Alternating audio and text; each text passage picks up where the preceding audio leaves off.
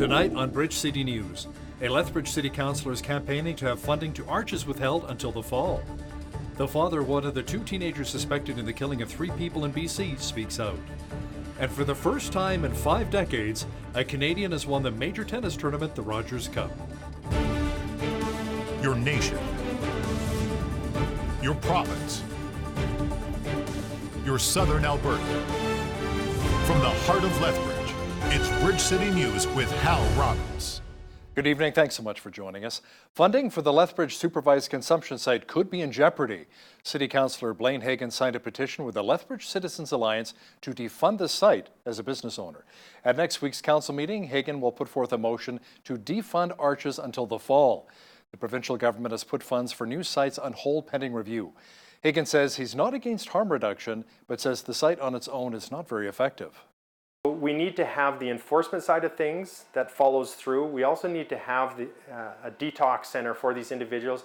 And most of all, we need a home that they can be rehabilitated.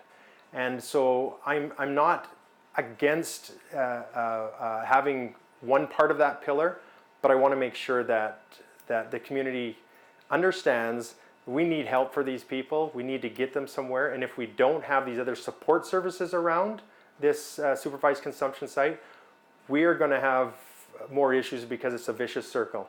They'll go in, they'll get high, they go out, they'll commit crime in order to get funds to get the drugs again. They're back in, they get high, it's a circle. We need to get them out of that and help and treatment so they can become, general working people throughout the society. Since opening, Arches has had more than 260,000 visits and responded to more than 2,500 medical emergencies. The last time Lethbridge had a new bike bylaw was 1986. Since then, significantly more people have opted for this form of transportation.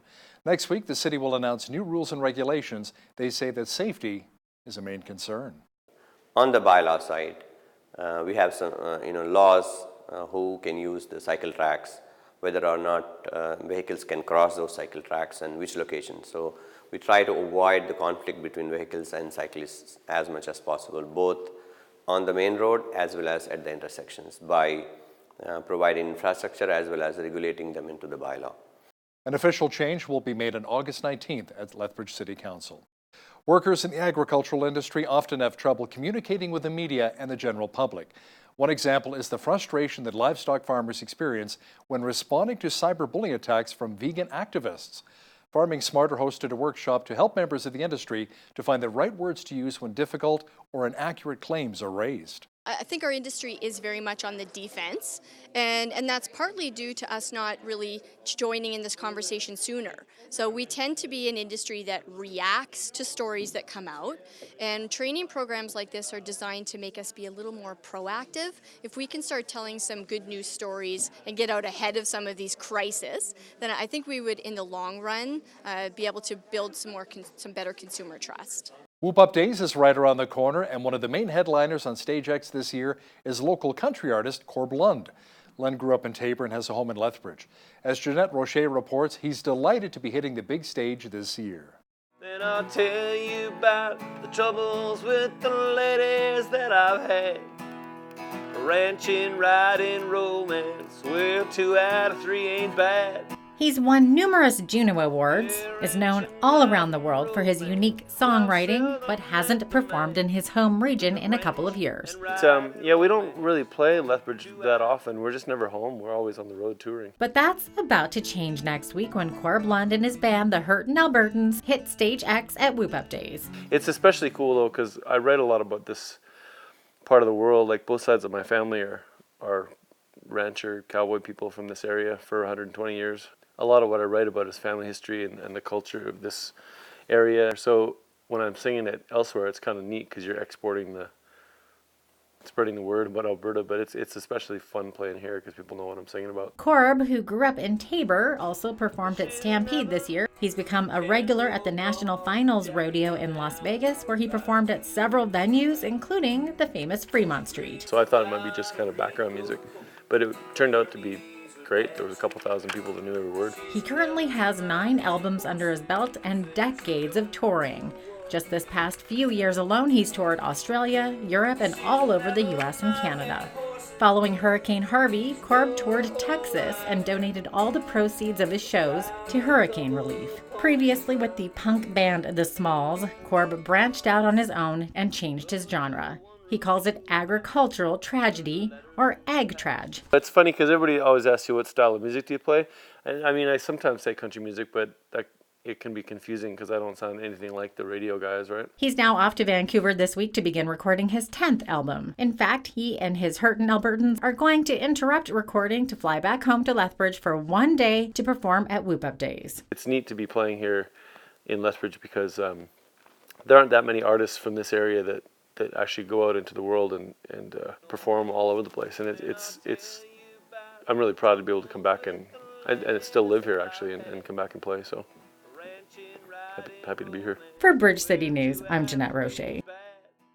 Will you be taking your family to Whoop Up Days this year? That is our poll question on both Facebook and Twitter. Log into your social media accounts and let us know your thoughts. We'll have the results for you later this week. It's back for a fourth straight year. The Christian Music Festival No Greater Love took place August 10th and 11th at the Canadian Southern Baptist Seminary and College in Cochrane, Alberta. BCN's Loris Alexander captured some of the special moments from Canada's largest Christian music festival.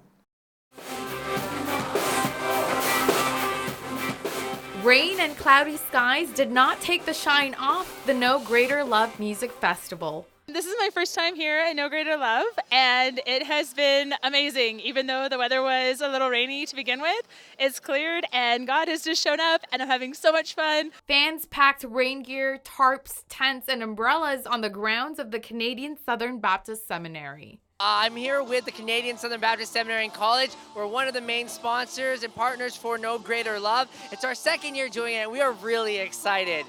Some of the things that we get excited about here is just seeing so many people from Calgary, Alberta, and across Canada. I met a guy from Seattle who was stoked to be here. He saw it, heard about it. It's like, oh yeah, I'd love to come to a Christian festival up here in Canada, and so he just drove up and he's just been meeting friends this weekend, so that's been really cool to see. Amazing time, amazing place full of love of God. And just I'm from Seattle, and just 14 hours I on the way to just came to this festival. I so thankful for God for I am here because I see how people love God, love people, and we share gospel all over the world, in Canada, Ukraine, and USA. It's amazing how many people come to an event like this that really don't know Jesus personally. And so we get to walk them through that, what that looks like and who Jesus is, and invite them into relationship with him. And again, just to be available to pray with and for people. Among the acts were Grammy winner Zach Williams, and Jeremy Camp served as the headlining act for the festival. We started off with Plum yesterday, and she put on a great show. Then Zach Williams had a fantastic set, and so did Jeremy Camp, the after, so it's been an absolute blast. Absolute blast. For Bridge City News, I'm Loris Alexander. The founder of an Alberta Separatist Party pitched his plan in Calgary yesterday. Peter Downing of Wexit, Alberta, says it is not just a Liberal federal government issue, but it favors the East economically and politically. Downing's plans to merge all of the province's separatist groups in one coalition and run candidates federally and provincially. Former Harper cabinet minister Jay Hill was at the Calgary meeting and says people should take the Western separatist movement quite seriously. Police in Brooks laid criminal charges against a 20-year-old driver who drove more than 226 kilometers an hour on Highway 1 near the town. That's over 140 miles an hour. RCMP say the incident occurred Saturday night when the young driver was passing other vehicles in a dangerous driving manner, putting other drivers at risk. The 20-year-old man, who is from Brooks, faces a count of dangerous operation of a vehicle and will appear in Brooks Provincial Court on September the 25th. Alberta drivers will soon have a new way of accessing and providing proof of auto insurance by displaying it on a mobile device. The latest initiative to modernize auto insurance was announced by the province today.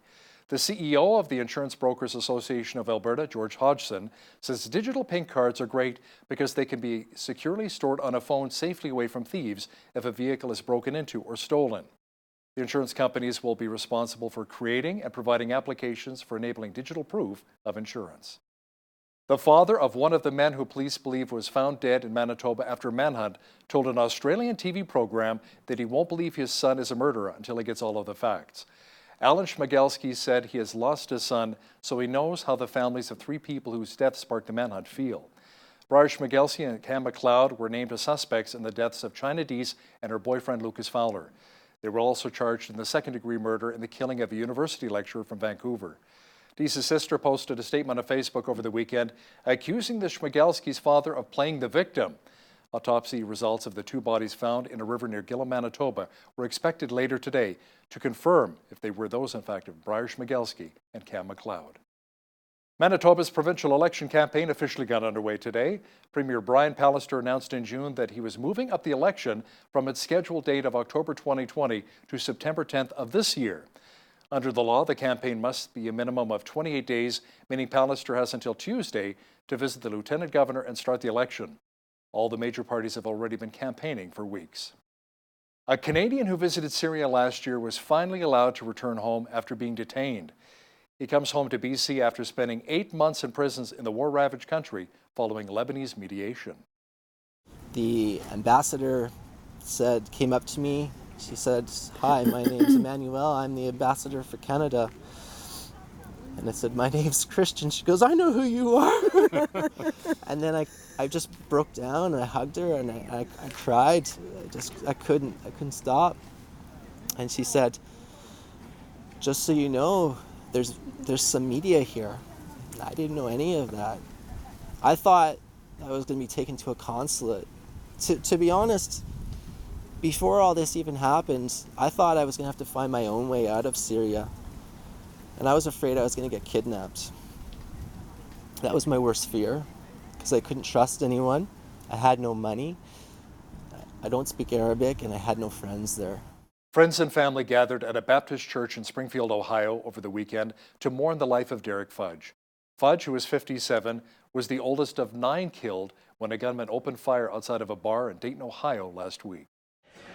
I don't understand why my brother died in his son's arms, but I am so grateful that he was there for his father. And we know there's a grief that came to my nephew because you were holding your father. There's a grief that comes to you because you saw him gasping for breath. There's a grief that you will never probably forget. But this one thing I know, that God will not put any more on us than what we are able to bear. Ted Byfield is a veteran conservative journalist. He's also the editor of the 12-volume history series, The Christians, Their First 2,000 Years. Mr. Byfield says when it comes to Christianity, there needs to be more teaching of the faith around the world, especially in Asia. As usual, Christians are under severe persecution, but that always seems to precede a major gain in Christianity. When Constantine approved Christianity, he said, as I mentioned, but they're our best people, why are we persecuting them? The Chinese are finding this, though, too. They're honest, for one thing. So what they're trying to figure out now is how do we get their morality without getting their religion? Not possible. Mr. Byfield will also discuss why Christianity is waning in the West. That interview is coming up in the second half of our show. The spirit of Jezebel is alive and well. So says Dr. Michael Brown, who wrote a book entitled Jezebel's War with America. Dr. Brown says that evil spirit is causing a lot of problems in the world today. I realized the same demonic forces, the same spiritual forces that were at work through Jezebel 3,000 years ago were at work again today. And if we can wake up to this and see what we're dealing with, then in a much more strategic and clear-headed and holistic way, we can expose Jezebel and bring her down.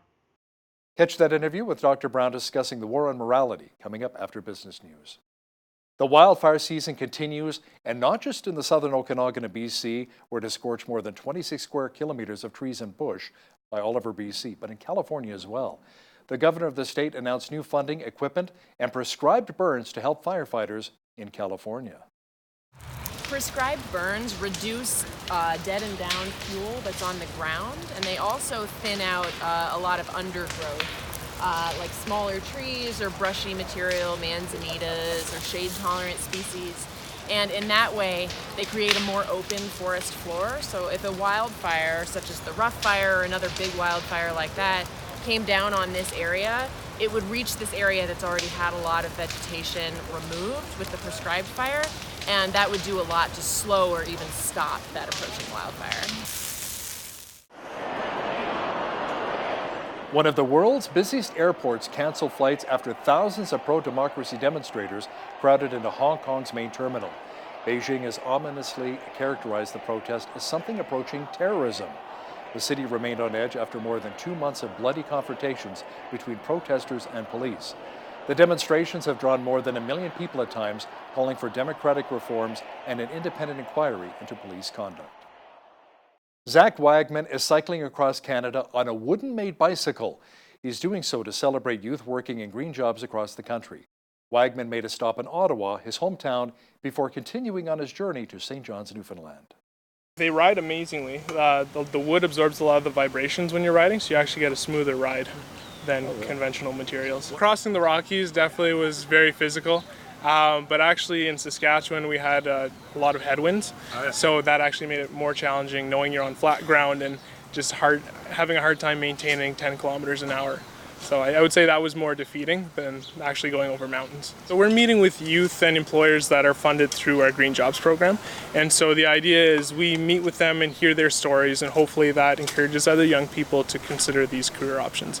Now, from the students' point of view, it's overwhelmingly positive. The kids are saying, these are the best jobs I've ever had. I'm waking up excited to go to work every morning. I'm learning more on the job than I ever could have in school. These are jobs in the forest and conservation sector where kids are outdoors for most of the time, so conservation type jobs where you're managing for species at risk, forestry jobs where you're making sure the forest is growing healthily and being able to provide habitat for animals and plants and that sort of thing. For the first time in 50 years, a Canadian has won the Rogers Cup. Bianca Andreescu was up 3-1 when her American opponent Serena Williams retired from the match. It was Andreescu's second title of the season. The 19-year-old now has won 17 straight matches, not counting when she too had to retire from matches due to injuries. It's been pretty hectic. I've been talking to a lot of people, taking a lot of pictures, so it really hasn't sunk in yet. It's not easy for Serena for sure to pull out, especially to pull out in a final. I know how she feels because I've done that many times in my short career. But sometimes you just have to listen to your body. And it's not the way I wanted to win, but a win is a win, so I'm really, really happy. This tournament is at home. I've dedicated so much hard work and sweat on that tennis court and in this gym, so this tournament is definitely 10 times more special. Congratulations, Bianca. You made all of Canada very proud. It was a soggy start to the work week, but fortunately the clouds will be clearing. All of the weather details are coming up. We had some more clouds and showers today.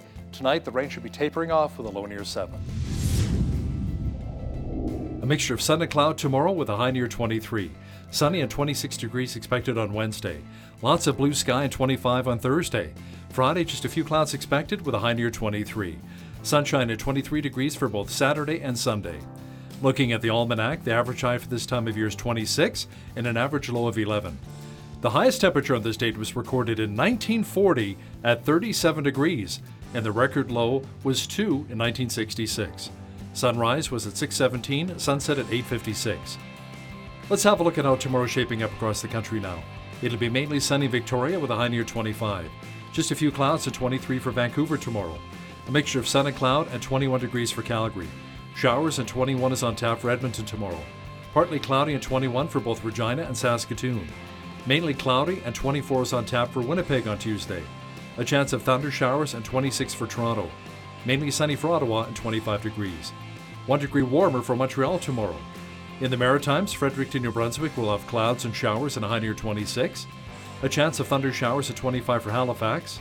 Charlottetown, PEI should also receive some rain at 23. And in St. John's, Newfoundland, expect rain and a high near 24 degrees on Tuesday. Air Transat shares soared on the TSX today after Air Canada sweetened its bid for the tour operator. Air Canada has increased its offer for the Quebec-based company to roughly $720 million from the original offer of $520 million. The new deal sees Air Canada offering $18 per share. That is more than the $14 per share real estate developer Group Mac had been offering.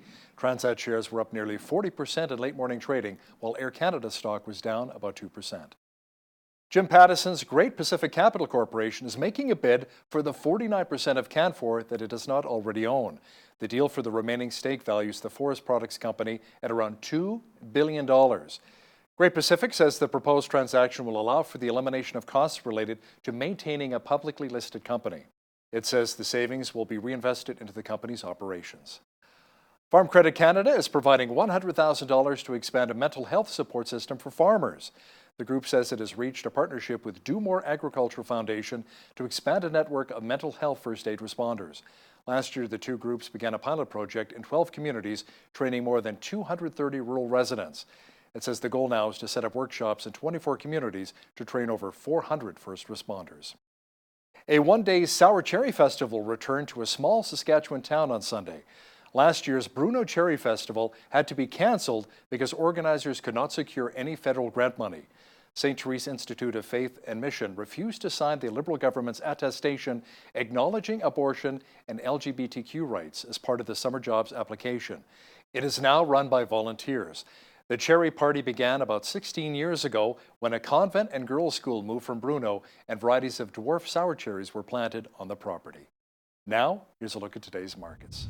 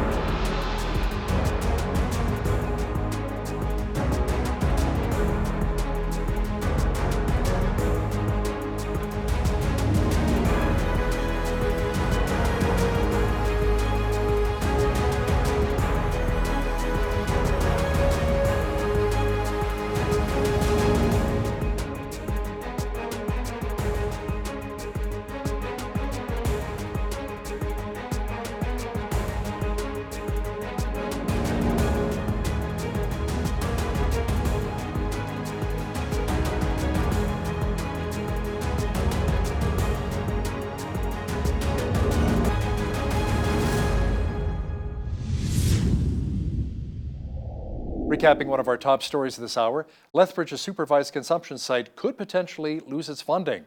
The provincial government has put funds for new sites on hold pending review, and City Councillor Blaine Hagan, as the owner of a print store, signed a petition with the Lethbridge Citizens Alliance to defund the site.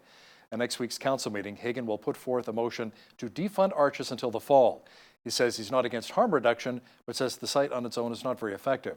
Since opening, Arches has had more than 260,000 visits and responded to more than 2,500 medical emergencies.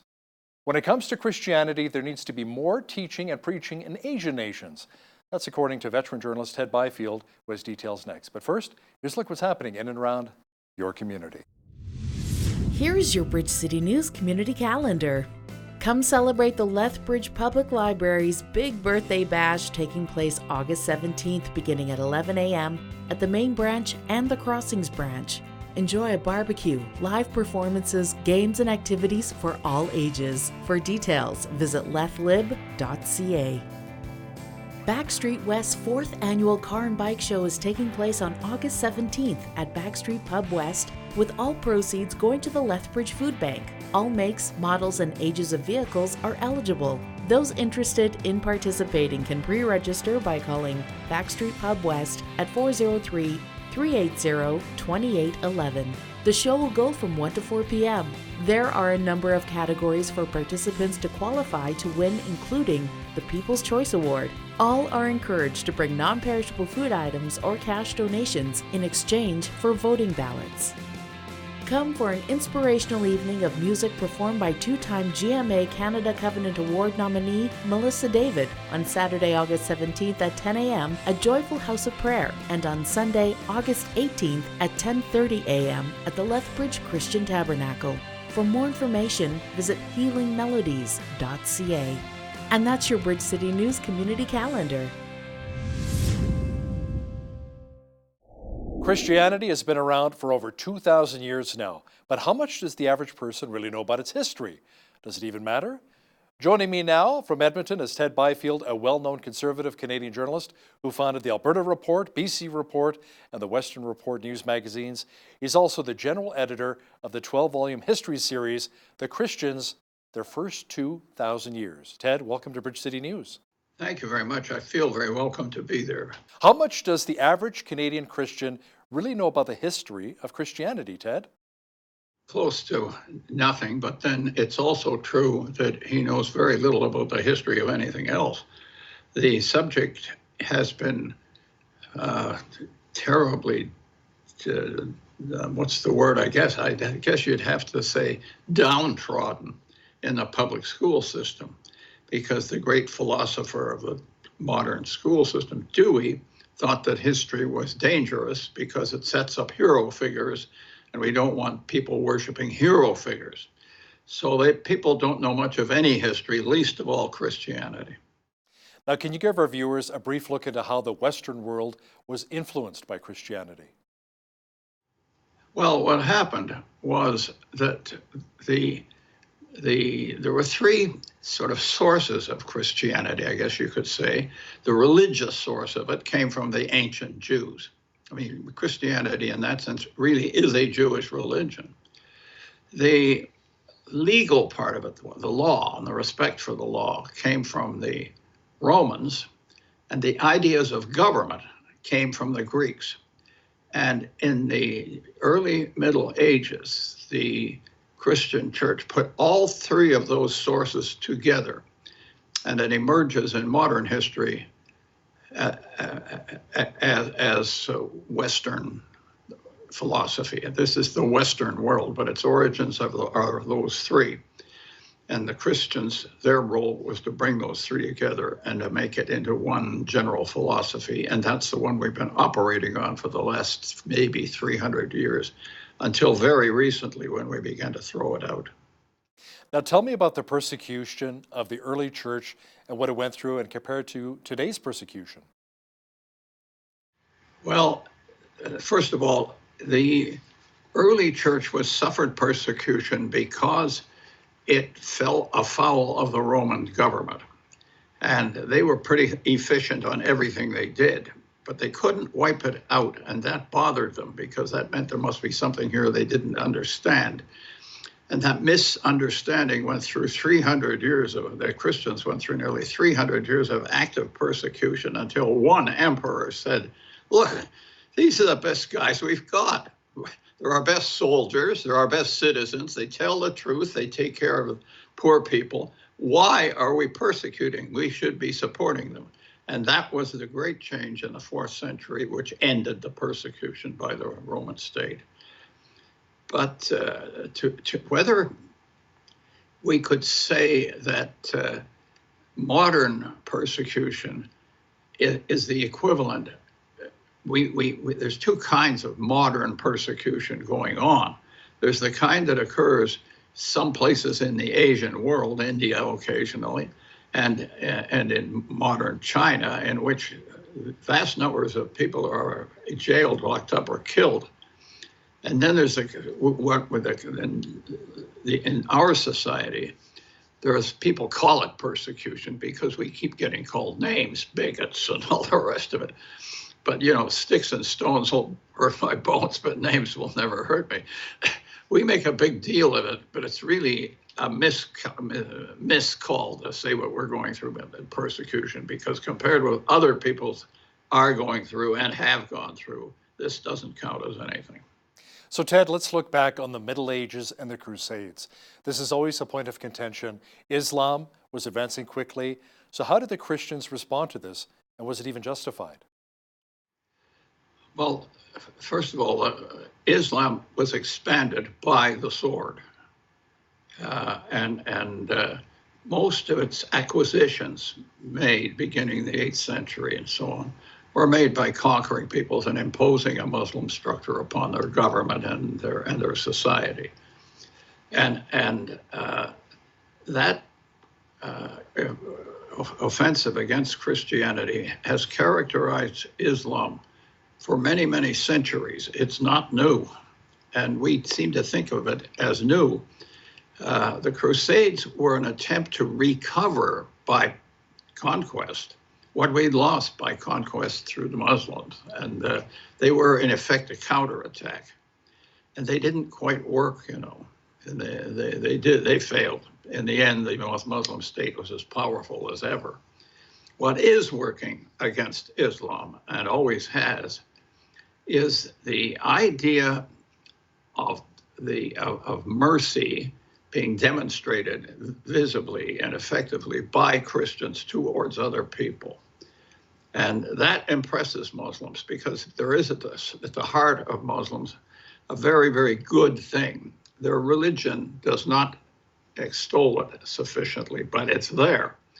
And I think all of us know Muslims who are horrified by some of the things that radical Muslims are doing. So we must be careful when we attack Islam, to be sure that we make that distinction, because a lot of Muslims they're just odd. I can't believe that they're doing their own people are doing these things. They have been doing them a long time, but they still don't like it. And those people are hurt more than the persecuted, in a way, you know. They hate to see their religion being made into this. Ted, let's talk about the Reformation years. Now, we think of Martin Luther and John Calvin. What were the major issues of the Reformation?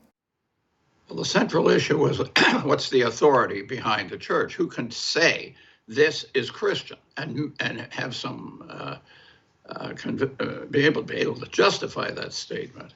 And is the church expressed in the Bible? Yes. Is the Bible the final authority? Some would say yes. Others would say it's a final authority, but not the only one. But the argument was, who's boss? That's always the argument. And that to the Catholics, the structure of the papacy was the essential authority. And to the Protestants, the work of the Holy Spirit within the souls of men was the essential authority. And in a way, it's too bad, because there are ways of bringing those two things together.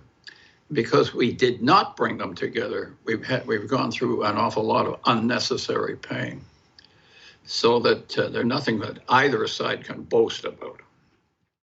Now, certainly the Gutenberg press and the availability of the Bible in a language everyday people can understand must have had a very profound effect on the world. Let's talk a bit about that. Well, that obviously did. There's no question about it. You see, the church was afraid of the Bible in a sense, because all kinds of weird constructs can be made out of the Bible, which they realized. So they kept the authority for the Bible, the interpretation of the Bible, in the papacy to prevent that from happening. But what they also prevented from happening was an awful lot of very good things that the Protestants had fulfilled, so that the unity of the church was never accomplished. And I think more in the last 25 years has been done towards bringing Protestants and Catholics together than what's happened since the Reformation. Why is it happening? Because secularism is taking over everything, and it doesn't like either one of us. So we're being thrust together by our foes, and that's a good thing. How has Christianity really helped bring about democracy? Christianity has ultimately regarded the individual person as the ultimate criterion of heaven or hell within that person. So that Christianity has always imposed, or rather assigned, a great importance to the individual person. This is very out of character today, because the left in our political system continually divides us into groups. You know, I'm a white male, you're something else, something, and so on. Everybody has to have a group. And they believe the group is more important than the individual, and the Christian says no. And that difference, I think, defines the difference, our differences between governments and Christianity, which are arising. And as those differences arise, and we see ourselves being, we can't say persecuted, but we're certainly being penalized for our religion in various ways, this is pulling us together. So that I think maybe in the next 25 or 30 years, the issues will still be there on authority, but there'll be so many joint projects between the Catholics and Protestants that the difference between them is just beginning to disappear. I hope that and pray. I think we should all be praying for that. Anyway. And Ted, in the last century, it's been interesting to see how faith has waned in much of the West, but it seems to have exploded in many developing nations. Why do you think that is? It's happened because of the philosophies underlying the West, which eroded our religions and still do. Those philosophies have never really been tried in Asia, for instance, in Africa, so that the thing that's new to them really is Christianity. So what we're seeing, and it's happened before, is a change in the Christian world. There was a time when the sort of center of Christian activity was in Western Europe and Eastern Europe, and then it changed gradually, and it went over to the United States and the Americas. I think it's changing now and going to Asia and Africa. And we may see if you had said in the 4th century, there's a little collection of mud huts on the bank of the Seine River, and they're calling it Paris. I would say, if someone were to say, yeah, but that's going to be the cultural capital of the world, they say, yeah, right. But the same thing could be going on. We could be looking at some place in Central Africa that becomes the center of our civilization. That's the center of civilization has tended to follow Christianity, or maybe Christianity has followed the center, but they stay together. And we're casting it aside now. And we'll lose our authority as we do it, our moral authority. You know what I think is fascinating as well, Ted, is that when I was a kid growing up and attending Sunday school, I always heard stories of missionaries being sent to different countries in Africa, and now those same African nations are sending missionaries here to North America. Correct, and that's happened long. That happened in Western Europe, for instance, and from the 6th to around the 11th century, missionaries from Ireland in particular and other barbarian places. Some unkind people think Ireland is still a barbarian place. I'm part Irish, so I can say that. But those Irish missionaries came back into Europe and reconverted it to Christianity. And a book came out about 10 years ago, How the Irish Saved Civilization. Well, it wasn't quite true, but it made for good reading for the Irish. We'll bring that up again on St. Paddy's Day next year. Now, where do you see Christianity headed over the next couple of decades? I think there'll be a transfer of central activity and authority from the modern Western nations to Africa and Asia. And I think the Christians, churches, maybe they'll be able to call themselves a Christian church again by that, will come forward very, very rapidly in those parts of the world. And when they do, that will change the center of civilization with it. We won't see it, but our grandchildren might see the beginning of it. Well, we're seeing it now. China's coming on economically. And as usual, Christians are under severe persecution, but that always seems to precede a major gain in Christianity. When Constantine approved Christianity, he said, as I mentioned, but they're our best people. Why are we persecuting them? The Chinese are finding this, though, too. They're honest, for one thing. So what they're trying to figure out now is how do we get their morality without getting their religion? Not possible. So, Ted, in your opinion, how can the church in Western civilization become more relevant and more of a bright, shining light in a dark world? I think the main thing that we've got to do is to teach the faith better than we have been doing it. As people learn the history of Christianity, and as people learn its current problems and the fights we're now going through, we've been going through conflict ever since the 1st century. But as people come to absorb that, they get taken up by it, and you'll see a swing back even in our society towards Christianity. But as I said, the center will be elsewhere. Interesting. Ted Byfield, the general editor of the 12-volume history series, The Christians, Their First 2,000 Years. Thanks for your time today. Thank you for the opportunity of talking to you about it.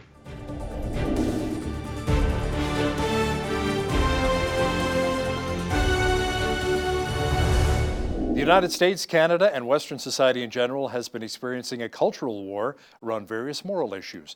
We want to tackle some of those today with Dr. Michael Brown, host of the nationally syndicated Line of Fire radio program and author of the new book coming out in August entitled Jezebel's War with America, The Plot to Destroy Our Country, and What We Can Do to Turn the Tide. Dr. Brown, welcome to BCN. Great to be with you. Thank you. So what inspired you to write this book for all of us across North America? Yeah, I'm not one that's into conspiracy theories, and I'm not one, spiritually speaking, that's looking for a demon under every rock. But sometimes the light goes on and you connect the dots and you see what looks like all separate things happening in the culture wars and realize, there's actually a spiritual connection between them. So it was just last year the light went on for me, thinking about Jezebel in the Bible, probably the most wicked woman mentioned in Scripture. And a woman that was very powerful. She killed the prophets. She led the nation of Israel into idolatry. She emasculated men. She was a violent person. You could call her a radical feminist. She's associated with witchcraft, immorality. And I just started to think, wait a second. Think of what we're dealing with in North America today. You've got a spirit of idolatry turning away from the one true God. You've got sexual seduction like we've never had it before with porn, even 8-year-olds downloading it. You've got the rise of radical feminism. I don't mean equal pay for a woman doing the same work. I don't mean proper respect for women. I mean a radical male-hating feminism. With that, emasculating of men. You've got a militant baby-killing spirit, not just struggling over the issue of abortion for a 15-year-old girl who was raped, but the shout your abortion militant spirit. You have the rise of witchcraft. In America today, there are more witches than there are Presbyterians. You've got the silencing of prophetic voices through the intimidation of fear. And I began to look at these things and said, wait a second. These are not all separate, unrelated issues in the culture. The war on gender is another one, turning men into women and women into men. I realized the same demonic forces, the same spiritual forces that were at work through Jezebel 3,000 years ago were at work again today. And if we can wake up to this and see what we're dealing with, then in a much more strategic and clear-headed and holistic way, we can expose Jezebel and bring her down. So there's a cultural battle taking place in many Western civilizations, including here in Canada and where you are in the United States. We see it in political, educational, social circles, but you say it's much more than that. You believe it ultimately boils down to a spiritual battle? Yeah, look, people are responsible for what they do. No one can say the devil made me do it. We all make daily choices. And there are cultural things going on that have cultural explanations, but it goes beyond that. If anyone believes the Bible to be true, the Bible speaks about spiritual warfare. The Bible speaks about a real devil. And when you look at some of the cultural shifts, right now in Canada, for example, there's a father. If he refers to his 14-year-old daughter as his daughter or as she, he can instantly go to jail for that, and he cannot prevent her from starting to transition to become a male. You think, how did that become something that's now being enforced on a national level? And when did we have to deal with some of these same things just one generation back? Were we dealing with this radical feminist attitude so that just being a man makes you somehow guilty, that just wanting to be a good husband and father, it's now toxic masculinity? Where did these things come from? How is it that we have porn on such epidemic levels out of control? Yeah, I know there are sociological explanations, but I'm saying there is more to it. There really is a spiritual battle. And for me, the more I understand this, the more I love people. Because I realize the same devil that hates me, hates lesbians, hates atheists, hates Muslims, hates Christians, he hates everyone and wants to destroy. It gives me more love for people and more ability to stand for what's right because I recognize this is something that's ultimately destructive for our society. It's not for our betterment. It's only for our worst ends. Now, one of the concerns you bring up is radical feminism, which you see as something that really demeans motherhood. It really deplores the traditional family unit and despises males. Where are you seeing this happening in society today? Well, if you look at the political landscape, say in America, since President Trump came into power, whether you like President Trump or you loathe President Trump, with him coming into power, we've seen now this empowering of women with women's marches that are not just about we don't like the president's sexism or he was a misogynist or things like that. No. With it is this idea we're going to blow up the White House and decapitate the president. You think, where does it come from with such anger, with such hostility? And with the rise of feminism, what you're seeing, and I documented in Jezebel's War with America, the rise of witches. In fact, you have one group after another saying, yeah, there's a connection between feminism and witchcraft, and there's a witch in every woman that feminists want to bring up. So rather than having a healthy appreciation for the differences in the sexes, and the unique contribution that we each make and how we need each other. There's an emasculating of men. There's a frontal attack on, say, fathers and dads. Just look at the way we're constantly portrayed for years now in the sitcoms and popular movies. We're the idiots and the jerks and the ones that are just bungling things and getting in the way. And every man is kind of a rapist at heart. These are the exaggerated pictures that are being put forward. And I'm just saying the dots all connect spiritually. Now, in most churches, you will also see far more women in attendance than men. Now, is this a telltale sign that men need to return to the tradition of leading their home spiritually? Yeah, absolutely. Thank God for spiritually minded women. You know, a lot of people say, well, in the Bible, Eve fell first. Well, in the Bible, Jesus revealed himself to women after his resurrection, and they believed before the men. But that being said, yes, there is a calling for men in a godly and loving way to lead their homes, to be the heads of the home. You know, it was pointed out when we had a terrible hurricane in Houston and people were flooded, that the men were driving down in their boats trying to rescue the women who were clinging to the children. In other words, everyone was doing what was very natural to do. We can't even have this now. And often in the church, men have been so spiritually castrated. They don't want to take a stand. They're so intimidated by fear. Sadly, many of our pastors are afraid to speak up on controversial issues because the costs are high, or maybe you'll get unfriended on Facebook. But what we have to do to defeat Jezebel, who castrates males, is for men to stand up, not in some macho way that we're the tough guys. No, but taking our spiritual responsibility, our leadership responsibility, and nurturing and caring for our families. And the more we're slaves to porn, the more we're slaves to fear, the less we'll be able to do that. Many today view the pro-life position as being anti-woman. Millions of unborn babies have been aborted in the name of choice. Now, you say the spirit of Jezebel views babies as unwanted intrusions? Yeah, absolutely. Let's remember that in the ancient world, in the biblical world, when you had idolatry, you also had sacrificing of babies. This was widely practiced. Babies were sacrificed to these false gods. When I lay out the details of it in the book, it's shocking. In the same way, we have a militant baby-killing spirit, a shout your abortion spirit. As we were electing a pro-life justice to the Supreme Court months back, there were women screaming and literally pounding on the Supreme Court doors. This is an attack on women. This is saying that the baby in the womb is not sacred. This is saying that motherhood is not sacred. And let's remember that when you start to have more and more abortions, say in countries like China and countries like India, you end up with a decreased female population because sons, boys are considered more valuable. So you now have gender selective abortions that kill more women than men in the womb. This really is an assault on women, and it is a demeaning of the dignity of womanhood in the midst of it. Now, Dr. Brown, you point out in your book that in the Bible, a leader named Jehu was running a collision course with Jezebel, and you draw some interesting parallels with U.S. President Donald Trump, who's been strongly pro-life so far.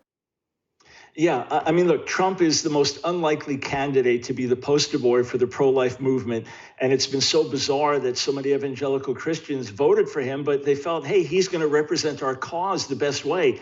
But again, whether you love Trump or loathe Trump, he is like a Jehu type figure. Jehu was not a politician. He was an outsider, and he was accused of being reckless, kind of fought with everyone, kind of a bull in the china shop. He did a lot of good, and there was a lot of collateral damage. I point out in the book how Orthodox Jewish writers, evangelical Christian writers have drawn the parallel between Jehu and Trump. And what it means, we're not saying that the Bible prophesied Donald Trump. What it's saying is when you get this type of aggressive alpha male bull in the china shop leader, that will bring Jezebel up to the surface. So I'm not saying that President Trump has done everything perfectly or that women can't have an issue with him. I'm saying that the militancy, the anger, the hatred, the violent nature of it, the out of control nature of it, it really is Jezebel in a confrontation with Jehu. And it's wild in the Bible that she first tries to seduce him. She paints her face. She's going to go about her old ways. And when that doesn't work, she kind of mocks him. And Jehu says, "Who's on my side?" And it says 2 or 3 eunuchs then throw her out of the window. Now, we're not talking about people. We don't want to hurt people. We're talking spiritually here. But it's interesting that the eunuchs who were castrated males are the ones who Jehu now emboldens to stand up against Jezebel. I mean, I think the parallels are pretty striking when you look at it. Now, in your book, you note, and you talked about this a bit earlier, that there are a number of surveys showing that there's an increase in religions such as Wicca or witchcraft. Should we really be concerned about that right now? Yeah, you know, I wrote a brand new article that just came out today, Witches Everywhere. And what's striking me is not just the rise in the number of witches, but the rise in the popularity of witchcraft. Now, some of it, you know, they say, well, we just use our magic to better people and things like that. But others are putting hexes on the patriarchy and cursing the president on a daily basis. And what's interesting is one of the pioneer feminist movements in the 1960s, one of the pioneer feminist organizations had an acronym that when you spelled it out was WITCH. There really is something to this. And I think we'd be fooling ourselves to close our eyes and say there's nothing to it. I got a call on my radio show today from a pastor in Oklahoma and said they were doing door-to-door evangelism, talking to people about Jesus. He said they didn't run into a single atheist on their blocks, but they ran into 4 witches. This should get our attention. Now, with all of the moral challenges in Western society, has there also been a level of compromise within the Christian church? How should we really respond to this as individuals and as the global church? Yeah, there's been a lot of compromise. I mean, look, there are problems with the law in Canada, in America. There's banning of some of our material. We're accused of being guilty of hate speech and things like that. We could list our grievances, but let's be honest, no one's putting a gun to our head. No one is throwing us in prison and torturing us, yet this is happening to our brothers and sisters around the world, and they're not backing down. They're standing for Jesus, even if it means being beheaded, and we're afraid to stand for Jesus if it means being unfriended. So we need to go back to Scripture, and we need to humble ourselves before God and say, Father, I'm sorry for being a wimp. I'm sorry for failing to speak out. I'm sorry for disguising my compromise to look like compassion. And with love and truth, I'm going to stand. Dietrich Bonhoeffer said the ultimate test of a moral society is the kind of world that it leaves to our children. And we, leaders, moms, dads, educators, business people, wherever we are, we have to ask ourselves, what kind of world are we leaving to our children? So what issues are the biggest concern to you right now when you look at the state of our young people? When I look at the state of our young people, they have very little consciousness of the God of the Bible. They have very little understanding of the real Christian message. They often associate Christianity with bigotry and hatred. They look at it as something that is completely antiquated. And because they're not finding the answers they're looking for, and they're increasingly isolated, social media, instead of creating more community, is really isolating more. There's more depression. Drug abuse continues to be a problem. People at younger and younger ages getting exposed to graphic sexual material. This has a negative effect on children as they grow and develop. There's a sense of lack of purpose, lack of destiny. Why am I here? What am I doing? It's a ripe time for followers of Jesus to seize the moment and say, this is the message, this is what it's all about. But unfortunately here too, we've often lost the younger generation, and just fighting for traditional values will not do it. We need to bring young people into a fresh encounter with God himself. Do you believe our nations can be restored? Will we see a revival in both the United States and Canada? We can. It's not guaranteed. We can, but we need to get desperate. The last 2 chapters of Jezebel's War with America, I explain how to defeat Jezebel on a personal level and how to defeat Jezebel on a national level. We must get desperate. We can't be complacent. We need to get on our knees and cry out to God for mercy. We need to take stock of our own lives. We need to get involved in the culture around us. It's not too late for North America, but it's getting later by the hour. And we could really lose a whole generation. We could have a moral and cultural collapse that will be very difficult to rebuild from. So it's not too late. The promise remains. God wants to move, but it's going to call for greater urgency on our part. Dr. Michael Brown, author of the new book coming out in August entitled Jezebel's War with America. Thanks for joining me today. Thank you. On behalf of all of us here at BCN, I'm Hal Roberts. God bless and have a great night.